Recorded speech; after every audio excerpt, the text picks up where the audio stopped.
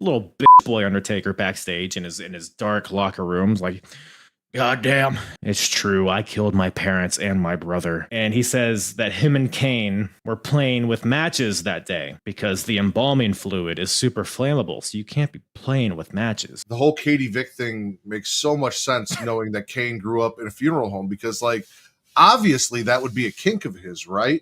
Growing up in a funeral home, necrophilia, like, it all ties in. That's a great point. Just the title, like Undertaker is living his whole life through elementary school, high school, college, his early adulthood, going to wrestling school.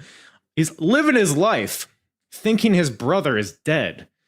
But while Undertaker is dealing with this trauma and this heartache, Kane is just busting nuts into women in the back of a car and then speeding and then crashing into people. And Kane doesn't care.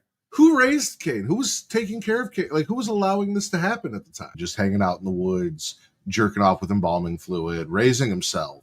You think he's jerking off with the embalming fluid like his entire childhood? I think that's how the fire started. Friction, right?